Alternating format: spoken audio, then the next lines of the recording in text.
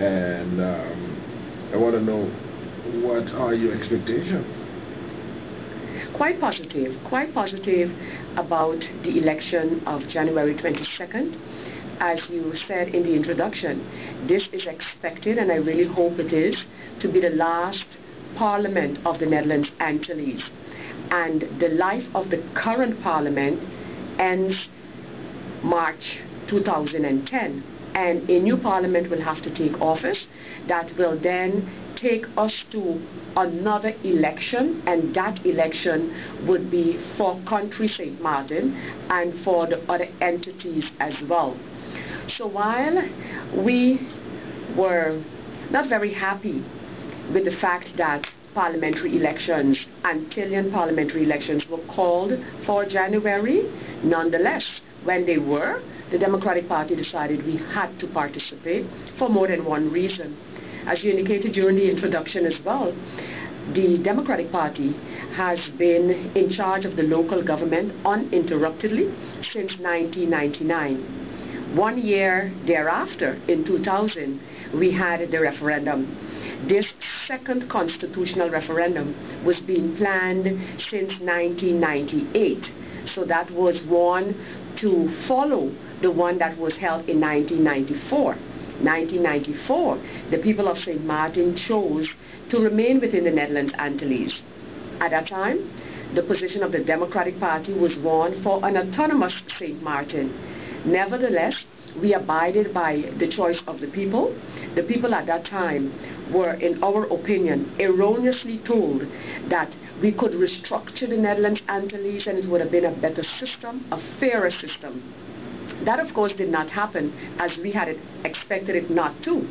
And so a couple of years later, because as I said before, this referendum of 2000 was being planned since 1998, so it's just 4 years later that we felt the need to go to the polls again, or to ask the people their opinion about the constitutional future of St. Martin. And so we had a referendum of 2000. The outcome of that is history. More or close to 70% of the people voted for country status, and so all focus was put on achieving this status for the people of St. Martin following that referendum. Was it easy? Absolutely not. Had it been easy, we would not have taken so much time to get us where we are today. Fact is that after the referendum of 2000, no one but the people of St. Martin themselves believed that it would have ever been possible to leave the Antillean constellation, for St. Martin to leave the Antillean constellation.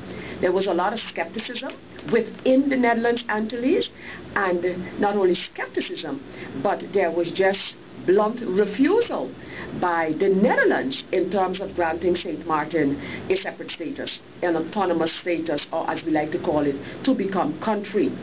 And it took us quite some effort and quite some time to turn that around, to get especially the Dutch government to realize that we felt strongly that there was no going back after the referendum of 2000.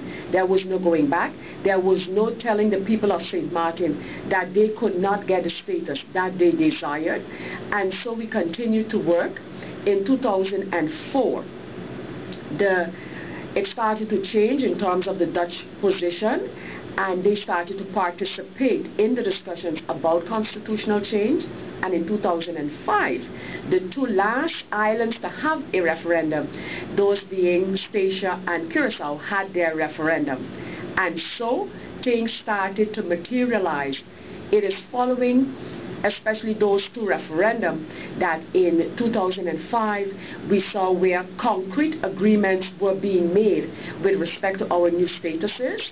Agreements such as, it is in that year, 2005, that we had the main accord, as we call it, main or headlines accord.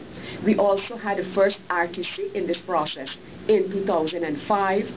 2006, there was a lot of discussion about what the islands should do in order to prepare for country status, and a lot of emphasis was being put on the new organization. What would our government look like in country St. Martin? A lot of effort